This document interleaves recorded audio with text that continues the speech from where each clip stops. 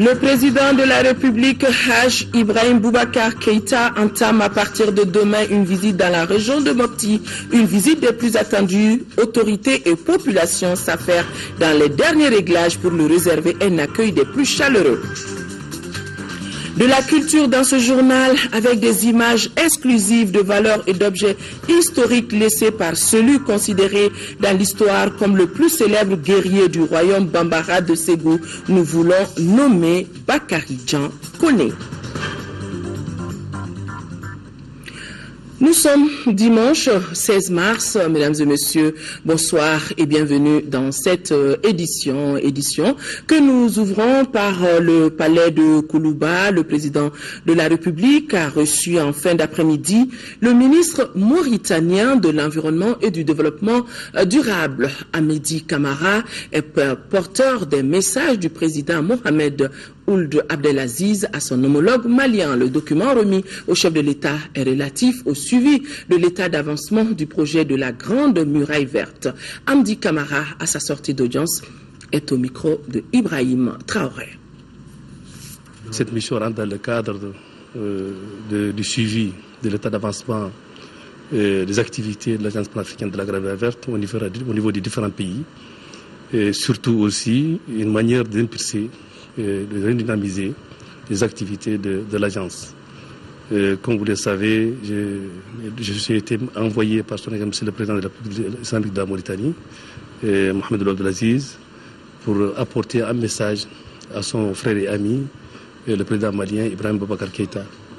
Ce message est très clair. Il s'agit de le sensibiliser par rapport aux défis ou bien aux sujets qui sont relatifs à l'état d'avancement de l'agence, mais surtout par rapport aux relations de fraternité, d'amitié, de bon voisinage qui existent entre le Mali et la Mauritanie. Le président de la République du Mali, Ibrahim Boubacar Keïta, nous a montré sa disponibilité et sa volonté d'accompagner son Excellence, le président de la République, Mohamed Ould Abdelaziz, qui assure aujourd'hui la présence de cette agence au niveau des chefs d'État. Qu'est-ce que vous attendez concrètement des différents chefs d'État? C'est surtout d'abord par rapport à la ratification de la Convention. Aujourd'hui, il y a 7 pays sur 11 qui ont déjà ratifié. Il y a certains pays qui n'ont pas encore ratifié. C'est un point qui est très important pour nous. Pour ce qui est de cette question, il faut retenir que 7 pays ont déjà ratifié. Donc nous avons la possibilité aujourd'hui de déposer les instruments de ratification auprès du système des Nations Unies et auprès de l'Union africaine pour que la convention soit ratifiée par ces deux organisations. Et il y a aussi les agences nationales. Parce que chaque pays doit mettre en place une agence nationale qui va s'occuper de l'ensemble des activités de l'agence au niveau national. Bon, il y a des questions qui sont bien sûr relatives aux contributions. Là, le Mali a fait un grand effort pour vraiment respecter ses engagements en termes de paiement de contributions. Et nous allons essayer de continuer au niveau des différents pays qui n'ont pas encore ratifié la Convention pour les sensibiliser et pour les sensibiliser ces pays qui n'ont pas encore payé leurs contributions. Surtout aussi, il y a l'organigramme qu'il faut essayer de mettre en place rapidement, c'est-à-dire recruter les personnes qu'il faut pour l'agence. Mais aussi, il y a tout ce qui est relatif aussi à un plan de travail annuel qui doit être mis en place pour cette année et un budget qui doit être mis en place cette année. Et pour ça, nous comptons, à la fin de la mission, convoquer une réunion interministérielle qui va avoir lieu au niveau de Nouakchott, où il y a les sièges, pour essayer de travailler sur ce dossier. Nous rappelons que le ministre mauritanien était accompagné du secrétaire exécutif de l'Agence panafricaine de la Grande Muraille Verte. Je vous le disais dans les titres, le président de la République sera demain en 5e région et à quelques heures de l'arrivée du président de la République pour sa visite de prise de contact avec les populations. Tout semble fin prêt. Les populations des localités de Mopti, Badiagara, Bankas et Koro ont promis de réserver à leur illustre hôte un accueil des grands jours. Yacouba Meiga que nous retrouvons depuis Mopti. Une mobilisation exceptionnelle pour un événement exceptionnel. Pour cette visite du président de la République dans la région de Mopti, les localités de Sévaré et de Mopti ont déjà pris les allures de villes connues pour leur hospitalité légendaire. Partout on en parle et la dynamique commission d'organisation regroupant l'ensemble des couches socio-professionnelles sous l'impulsion du chef de l'exécutif régional, s'attelle à gagner le pari de la mobilisation, condition sine qua non d'un accueil à la dimension de l'événement. Je voudrais donc inviter les populations des communes d'accueil, comme les populations des villages qui se trouvent sur les axes qu'empruntera la délégation présidentielle, à sortir massivement, à sortir comme jamais pour accueillir le président de la République et sa délégation. Dans les localités de Bandiagara, la cité de Dangabanou Tembeli, Bankas Ogoyara et Koro, la cité du Orona, où le président de la République est attendu ce mercredi, la fièvre de la visite est également à son paroxysme. Les populations de Mopti ont toujours relevé le défi de la mobilisation et cette fois-ci aussi nous allons relever ce défi-là, Inch'Allah. La région de Mopti est honorée. Je lance un appel à toutes les femmes, à tous les hommes et la jeunesse d'être ponctuels, de sortir en masse pour la réception de notre président Ibeka. Nul doute que cette visite présidentielle en région de Mopti est un honneur et une légitime fierté pour les populations qui reçoivent leur président. Le président de la République, Ibrahim Boubacar Keïta, donc dans la région de Mopti demain et à quelques heures de l'arrivée de la délégation présidentielle. Nos envoyés spéciaux, Bourama Traoré, Brahima Koulibaly et Adama Kamara ont fait un tour de la ville pour recueillir cette fois-ci les attentes des populations.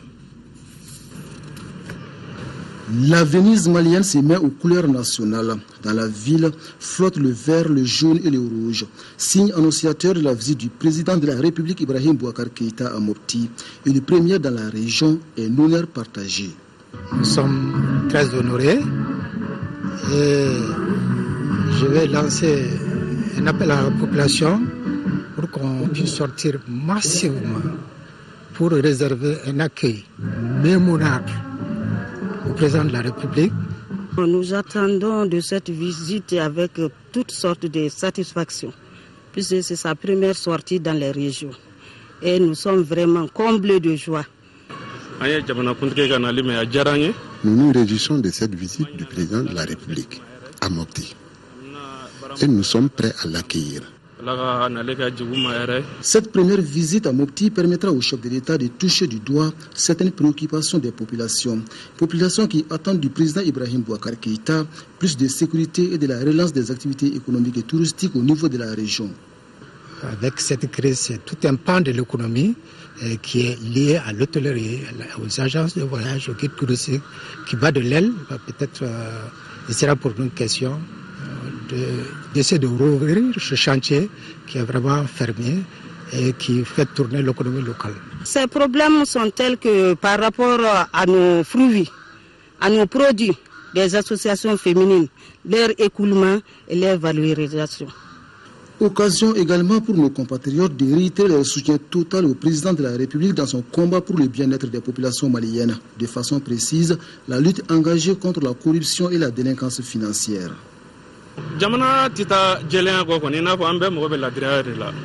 Nous soutenons les actions du président de la République contre la corruption.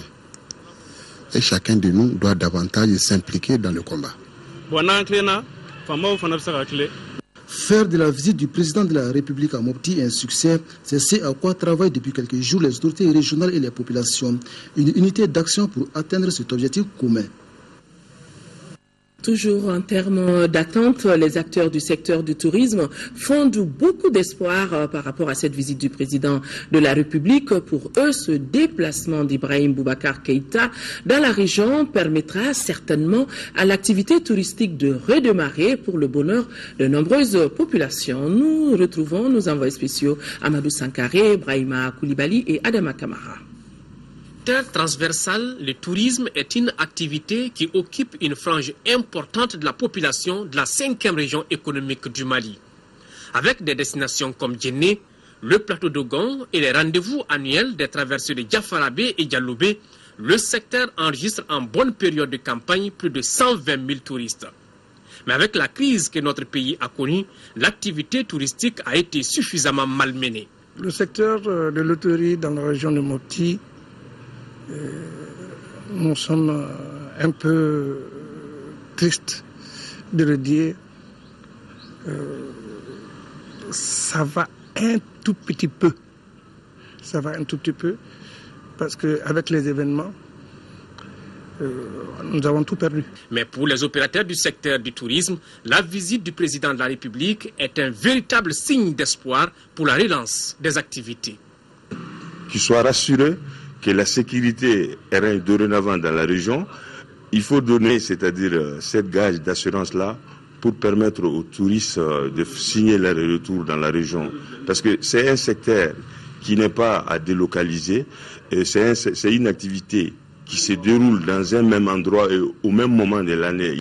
Ça va nous orienter vers d'autres efforts, parce que ça nous permettra d'avoir d'autres idées sur la sécurité de la région.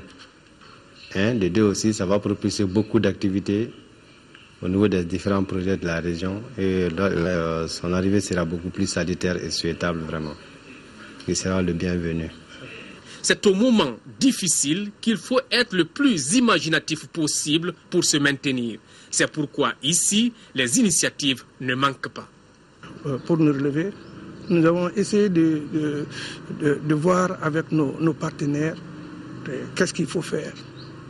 C'est à ce titre que le Rotary Club international a commencé à sillonner un peu le Mali. Ils sont venus dans la région de Mopti, ils sont partis au pays de Dogon. Ils se sont rendus compte que déjà, on peut faire quelque chose. Déjà, il y a la sécurité qui commence à revenir. Autre acteur du tourisme, ce sont les artisans. Là également, ils sont convaincus que cette visite permettra certainement au tourisme de sortir la tête des eaux du fleuve Niger.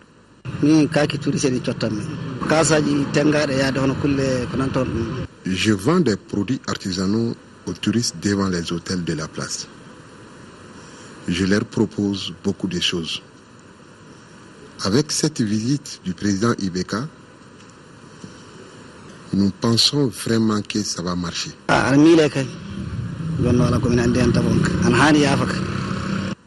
C'est tout Mopti culturel qui entend réserver un accueil des plus chaleureux au président de la République Ibrahim Boubacar Keïta pour cette visite de 72 heures. L'actualité sur un tout autre plan, la faculté des sciences économiques de gestion abritait hier une conférence sur la problématique de la monnaie unique. L'objectif recherché est de gagner l'adhésion de tous les États à l'initiative. La conférence était animée par le professeur Bani Touré, un reportage signé Youssouf Diakité. Cette conférence se veut un cadre d'échange sur la problématique de la monnaie unique en Afrique. Après plusieurs tentatives, expliquent les initiateurs de la conférence, celle-ci permettra de baliser le terrain. D'où le thème de la conférence, les défis liés à la problématique de la monnaie unique. La monnaie unique, son effet, c'est d'accélérer les échanges au sein de l'Union. Donc, quand il dit accélération, qui dit échange, dit croissance. Qui dit croissance, dit revenu, dit investissement, dit emploi. Dit emploi, revenu. Donc, au point de vue bien-être des populations. Donc, vous voyez, tout est étroitement lié. Les difficultés sont là. 2004 avait été proposé par les autorités monétaires internationales que c'est en 2004 que cette monnaie unique circulerait. Mais aujourd'hui, elle est prévue pour 2020. Nous avons prévu une stratégie en 2 phases. Dans une première phase, comme l'Afrique de l'Ouest est constituée par déjà l'UEMOA, qui est une première zone monétaire où circule le CFA, on dit on va créer une deuxième zone monétaire autour du Nigeria. C'est-à-dire les pays qui ne sont pas membres de l'UEMOA, la Guinée, la Gambie et les autres vont s'ajouter à eux. Cette monnaie va fonctionner. Et maintenant seulement, c'est en 2020 qu'on va regrouper cette monnaie de la deuxième zone qu'on appelle le ZMAO, zone monétaire d'Afrique de l'Ouest, avec le CFA que nous on a dans l'UEMOA pour former la monnaie unique CEDEAO dont on n'a pas encore dit le nom. Le débat était tout naturellement focalisé sur ces défis, notamment la volonté politique des États concernés. Inauguration du centre d'information pharmacothérapeutique. Le centre est logé dans les locaux de l'INSP et financé à hauteur de 300 millions de francs CFA répartis entre les pays membres de l'association pour la promotion de la santé. Ce centre permettra aussi d'analyser et de diffuser des informations sur les produits pharmaceutiques, nous dit Fatoumata Kone. Bâti sur 60 mètres carrés, le centre d'information pharmacothérapeutique CIP est logé dans l'arrière-cour de l'INRSP. Il est composé d'une bibliothèque et d'un secrétariat. C'est un centre de diffusion d'informations pharmaceutiques.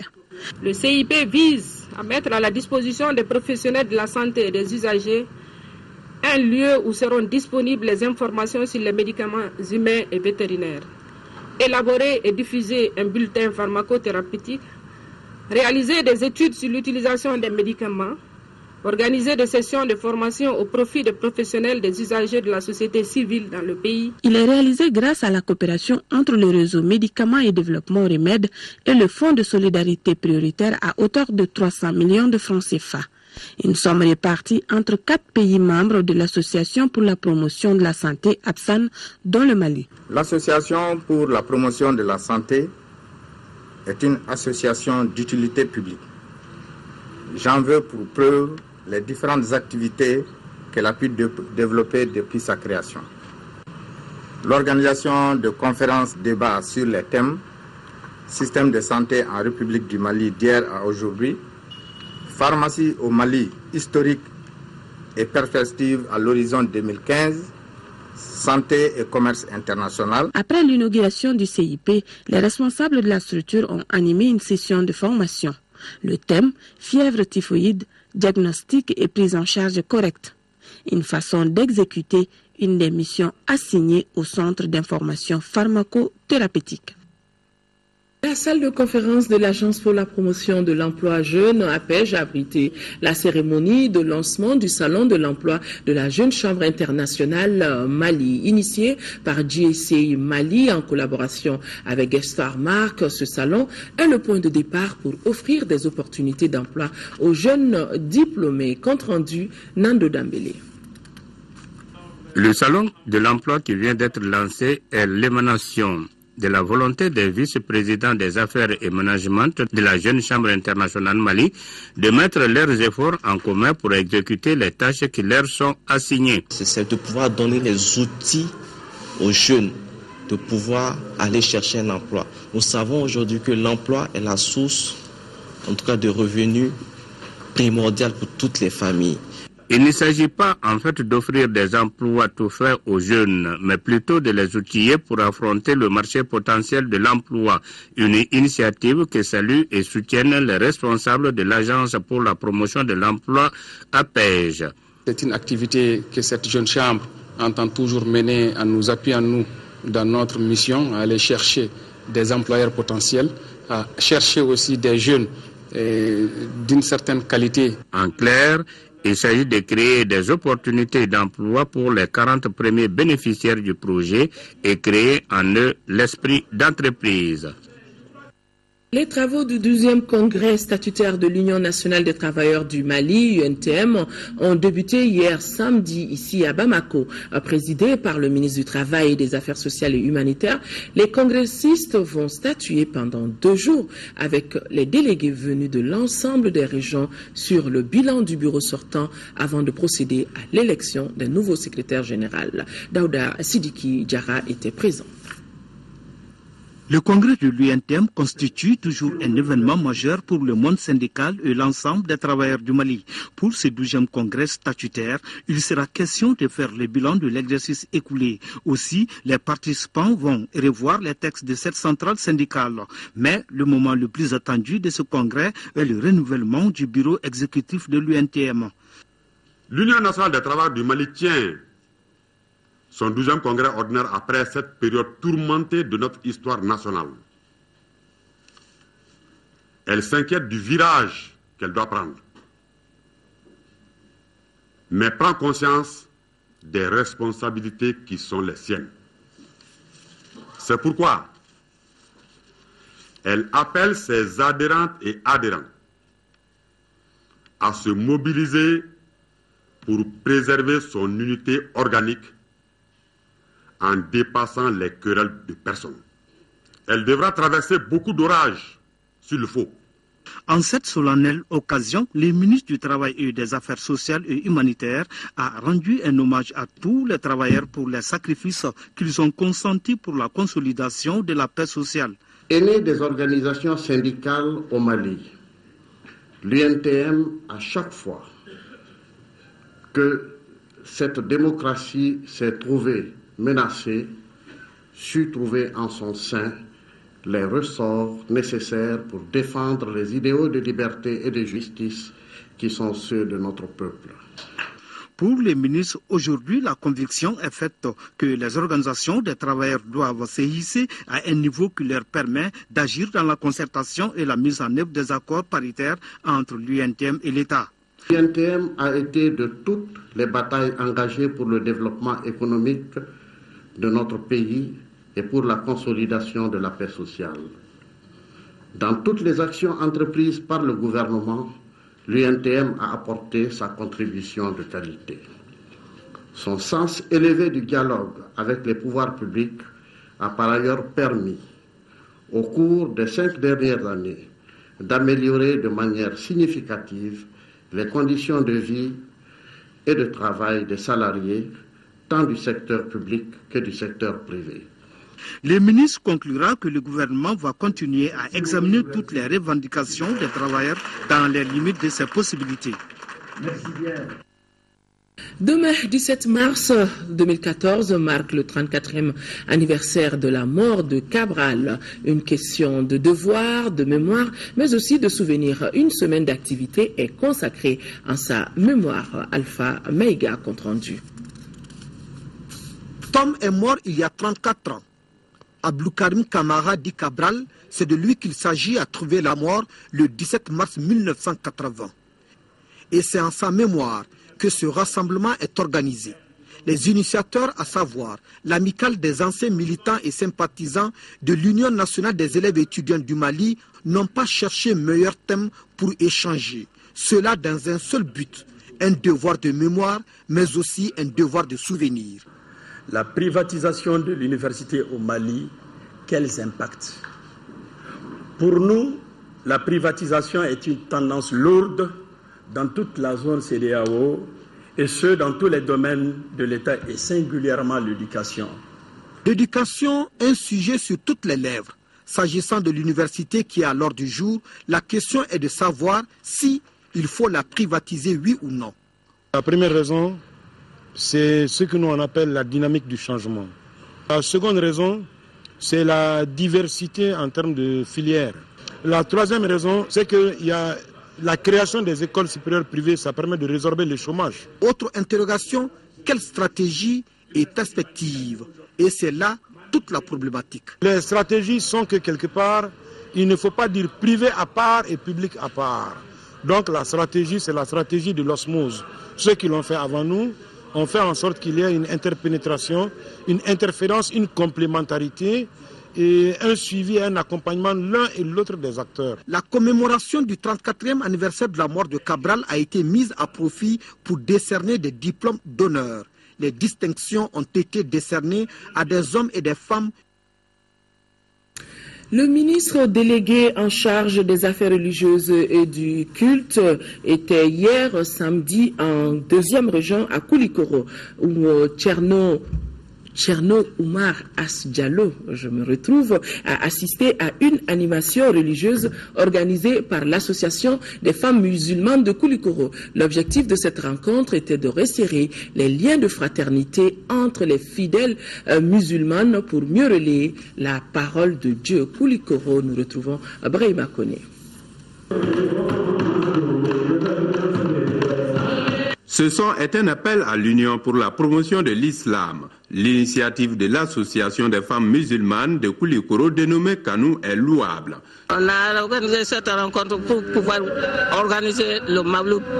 C'est pour agrandir l'islam dans la ville de Koulikoro, c'est tout. Le public peu nombreux a manifesté sa joie au rythme d'une animation religieuse communément appelée Zikir. Les artistes Zigri Sori, Baïssa et Madoukane ont fait des louanges de Dieu, du prophète Mahomet, paix et salut sur lui, et de certains croyants. Ce qui est plus important, c'est qu'il faut contribuer à sauvegarder les vertus de la religion musulmane. Je crois que cela est tout à fait espérant de voir que ce que nous cherchons, la diffusion de la foi, la senteur de la spiritualité dans l'espace et le ciel malien, une spiritualité commune à l'ensemble des religions, mais surtout à la religion musulmane, pour que de plus en plus nous soyons dans ce comportement d'hommes et de femmes sensés et craignants qui savent qu'il y a quelque chose en eux. Et donc vivre avec la foi. En plus de la ferveur musicale, les artistes ont livré des messages de paix et de tolérance. En 4e région, retour de réfugiés maliens de Mauritanie. Ils sont une centaine de réfugiés qui ont retrouvé leur terroir à Kanabougou. Kanabougou se trouve dans le cercle de Nyono. Le gouverneur de la région était sur le site. Tcherno Boubacar Sissé, qui était accompagné d'une forte délégation, a tenu à apporter le soutien des autorités aux revenants Kandesila depuis Ségou. Ils sont une centaine de déplacés qui ont choisi de revenir au Mali. En les rendant visite sur leur site à Kanabougou, le gouverneur de la région a tenu à apporter le soutien des plus hautes autorités du pays. Nous ont évoqué les difficultés qu'ils rencontrent, à savoir le problème de réinsertion après leur retour et surtout les difficultés liées à l'insertion économique, le revenu, la création d'activités économiques pour leur permettre de pouvoir continuer alors à vivre. Et aussi les difficultés liées à l'eau, parce que c'est pratiquement 3 villages qui sont réunis sur le site. Et donc il y a un problème d'addiction d'eau qui se pose et nous avons tenu à recenser tous ces problèmes pour que nous puissions, avec les autorités de Bamako, trouver une solution rapide. En attendant, le gouverneur a remis une enveloppe symbolique et a assuré les revenants que le gouvernement ne ménagera aucun effort pour leur insertion dans le tissu économique. À Sikasso, environ 25 millions de francs CFA, c'est le coût estimatif d'un important lot de consommables pour les personnes vulnérables de la région de Sikasso. Un geste de l'UNICEF à travers sa section protection des enfants pour soulager les personnes en situation de précarité, et cela suite à la crise sécuritaire que le pays a connue en 2012. Daouda Diakité. Ils sont déplacés, veuves ou orphelins vivant dans la précarité dans les 7 cercles de la région de Sikasso, à bénéficier de cet important lot de consommables composé de nattes, de chaussures, des jouets et des cartons de savon pour un coût total d'environ 25 millions de francs CFA. Ici, c'est un sentiment de joie et de reconnaissance. Depuis 2007, une école qui a été créée. Aujourd'hui, nous avons 105 enfants sourds qui n'ont pas de partenaire. Tellement que nous pataugeons dans des problèmes. Si l'UNICEF vient à nous avec son appui, je ne peux que me réjouir. L'UNICEF, à travers sa section protection des enfants en posant cet acte, répond à un souci majeur des plus hautes autorités du Mali. Les bénéficiaires des dons constituent une des catégories les plus fragiles de la population. Cette couche, vulnérable à plus d'un titre, devra mériter chaque jour de l'attention de chacun d'entre nous.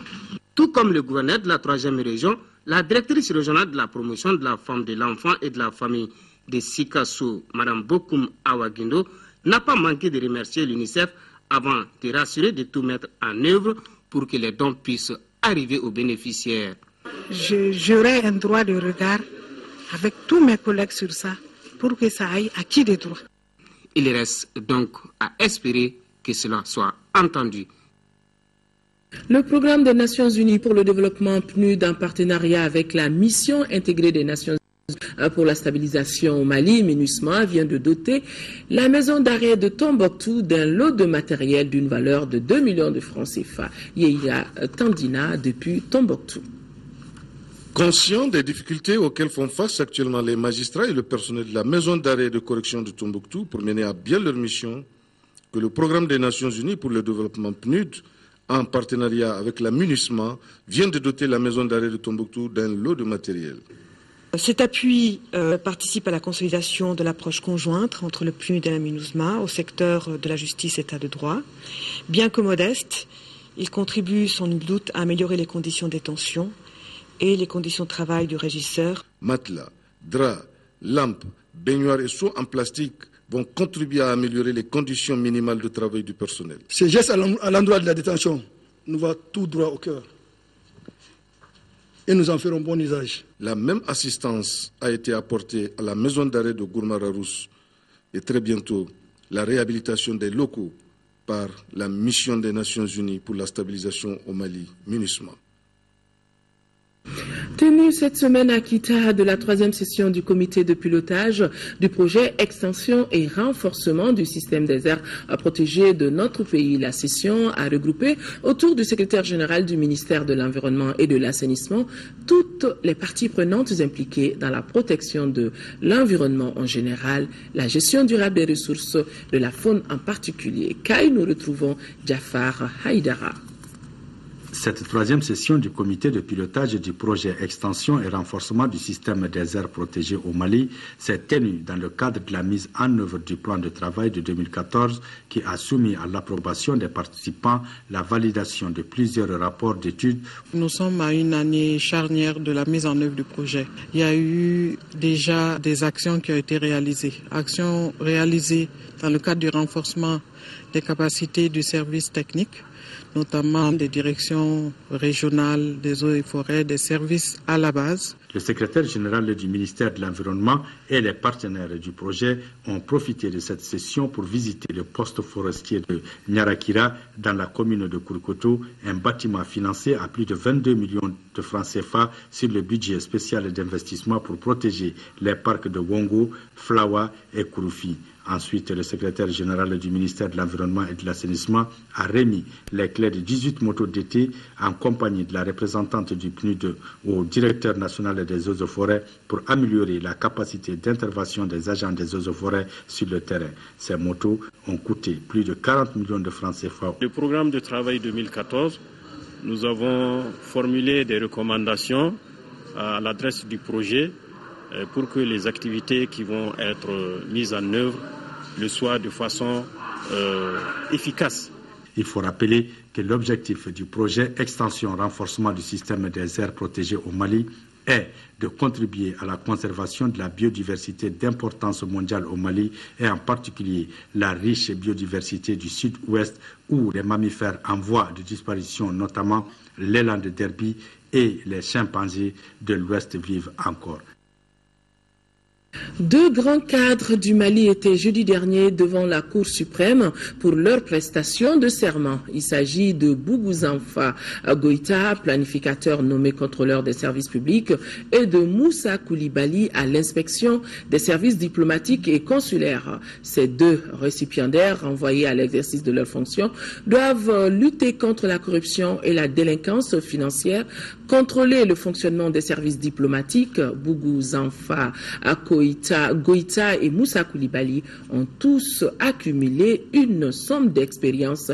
Ils sont désormais couverts par la loi devant leur mandat.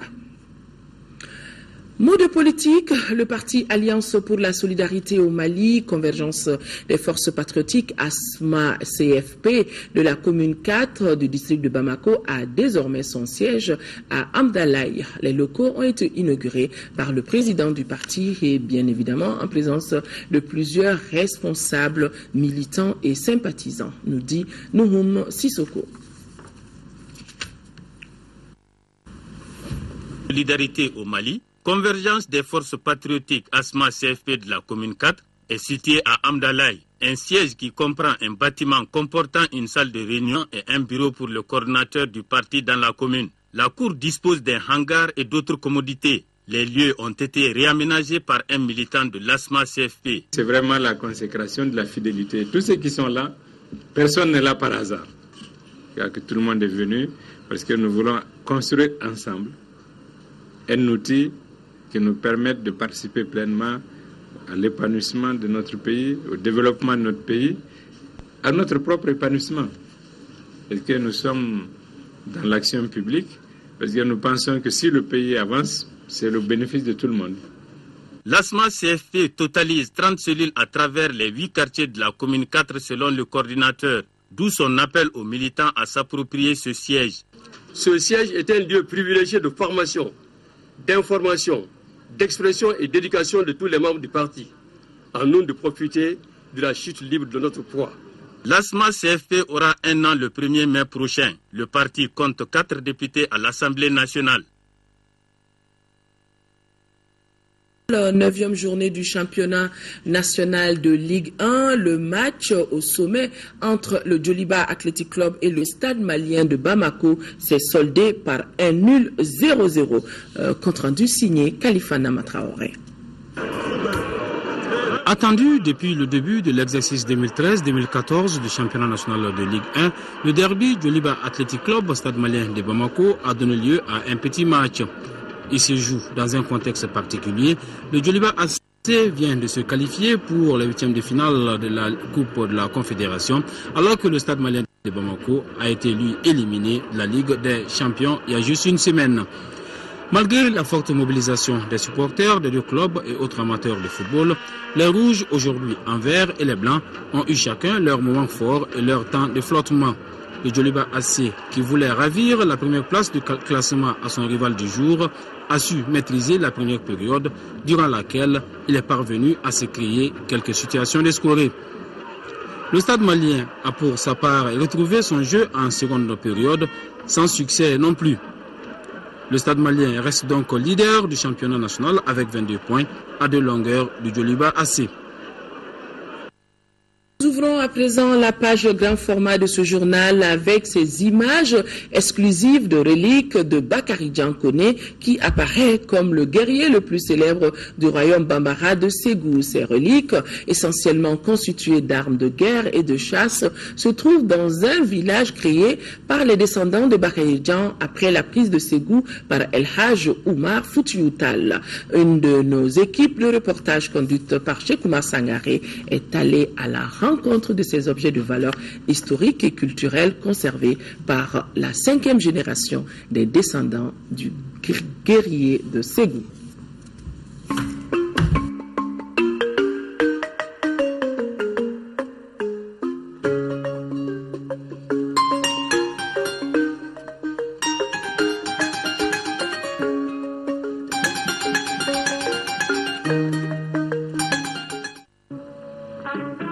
Djoforongo, village situé dans la commune rurale de Sanando, cercle de Baraouli.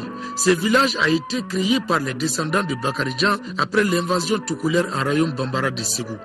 Des progénitures qui entendent préserver l'héritage moral de l'homme. Nous voulons marcher sur les pas de Bakary Dian, nous approprier de son héritage moral. La tombe de Bakary Diankone se trouve à Bakary Diana, un village qu'il a lui-même créé derrière le fleuve à Ségou. Ici vit la 5e génération de ses descendants, accompagnés des hommes de caste de la famille. Ici c'est Djoforongo, le village créé par les descendants de Bakary Dian. Mais Bakary Dian même n'a pas mis pied ici, car le village est créé après sa mort.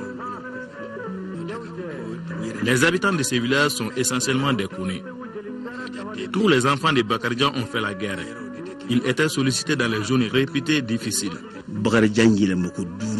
Ces hommes constituent la 5e génération des descendants de Bakary Dian Koné. Si on dit Bakary Dian, beaucoup de gens pensent qu'il s'agit de sa taille. Ce n'est pas ça, c'est plutôt son père qui s'appelait Dian. Bakary Dian n'a pas été tué dans une guerre. Il est mort d'une mort naturelle.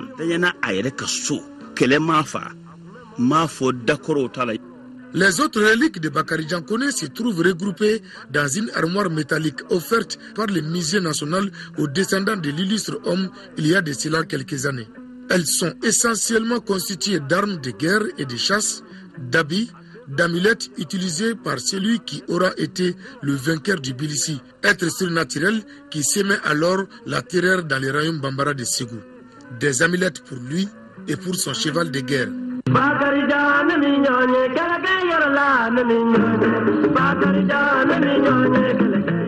Parmi les objets les plus étonnants, on peut citer cette météorite, une entrave ou fer d'esclave, Djonege, qui, comme son nom l'indique, servait d'attacher les prisonniers de guerre traités alors d'esclaves. Il y a aussi 2 lances, un arc à manche démontable, son pantalon de guerre appelé Sigikulusi. Certains objets sont plutôt des butins de guerre, comme ces gris-gris qu'il arracha de la tête de Bilissi, dont la mise à mort donnant à Bakary Dian le droit d'être craint dans les royaumes. Nous avons été surpris de la présence d'un chapelet parmi ces objets. Ces reliques sont conservées dans cette chambre de 4 mètres sur 4 environ. Nous avons la lourde responsabilité de les conserver pour les léguer à nos enfants. Pour cela, nous avons besoin de l'aide du gouvernement et ses partenaires. Cela nous permettra de les protéger et les promouvoir.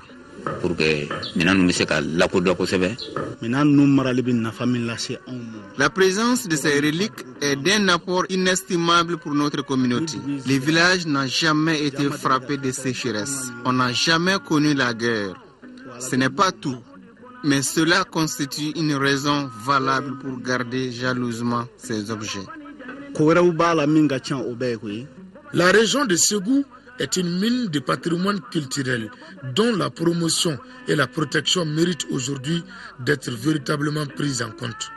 Il y a beaucoup d'autres choses dont la région regorge du patrimoine culturel. Il y a des sites naturels.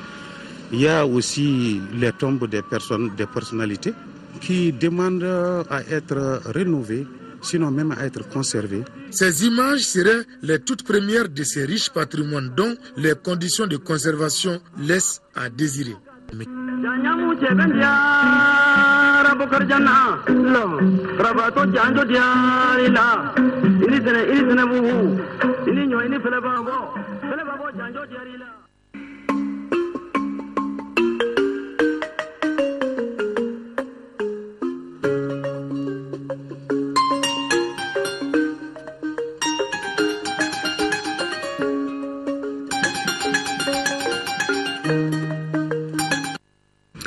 La star guinéenne Aïcha Kamaldine Conté a présenté hier soir au Mélomanes son nouvel album intitulé Wodiema, qui veut dire « Pardonnez-moi » en langue soussou. C'était au cours d'un concert dédicace qui a eu pour cadre le Parc national. Cet album de 13 titres, produit par Maestro Sound, est le deuxième du genre de la carrière solo de la chanteuse. De nombreux artistes du Mali et de la Guinée-Conakry étaient venus soutenir Kamaldine à travers des prestations. Retour sur ce spectacle son et lumière de plus de 2 heures avec Modibo Soirée.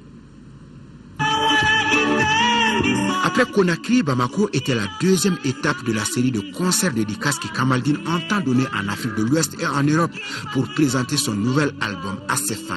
L'opus marque également son retour sur la scène musicale après 11 années d'absence, en tout cas depuis Madada, son tout premier album. Avec beaucoup de guerres aujourd'hui, beaucoup de conflits en Afrique, entre nous, les frères, les sœurs, c'est ça qui m'a motivé de chanter Wodiema. En chantant, on peut venir dire à quelqu'un pardon. Dans cet album, Kamaldine met donc l'accent sur le pardon. Elle aborde aussi l'actualité dans son pays natal, la Guinée. Elle prône la paix et surtout la réconciliation au Mali. Bref, l'amour et d'autres faits de société sont évoqués à travers ses compositions. Mon message, c'est sur la paix, la politesse, parce que sans la politesse, sans la paix, le monde ne va pas évoluer. Wodiema, un album voyageur qui comporte 13 titres et un bonus, est réalisé entre Bamako, Conakry et Paris et arrangé par le maestro Bonkana Maïga. L'opus est un savant mélange de styles musicaux, des férus de sons acoustiques veloutés aux amateurs de zouk-love ou encore de la salsa, sans oublier bien évidemment le rythme mandingue. En somme, tout le monde est bien servi dans Wodiema.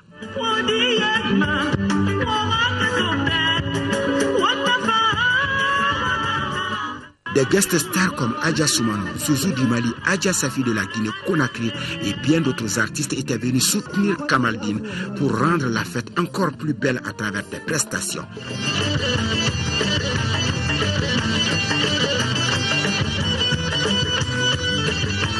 Après cette soirée dédicace, Kamaldine poursuit son aventure musicale pour présenter sa nouvelle production, disponible dans les bacs depuis 3 mois. Prochaine destination Dakar, Ouagadougou. Une belle soirée. Le journal Les Échos fête demain ses 25 ans. À cette occasion, le premier journal privé du Mali publie un numéro spécial retraçant son brillant parcours et parlant des pères fondateurs. Un numéro à retrouver demain dans vos kiosques au prix habituel. Beaucoup de rendez-vous après ce journal. Donc, vous pourrez suivre un magazine sur la visite de travail du président de la République, Ibrahim Boubacar Keïta, à Conakry. Visite de 72 heures sanctionnée par la signature de 2 protocoles d'accord dans les domaines de l'hydraulique et des transports. Question d'actualité, on est dimanche. L'émission de ce dimanche porte sur l'implication du secteur privé dans la lutte pour la réduction de la mortalité maternelle et néonatale. Une émission produite dans le cadre de la célébration de la Journée internationale de la femme en partenariat avec l'ONG internationale PICIR Mali. Mariam Sey et ses invités vous en diront davantage après ce journal aux environs de 21h.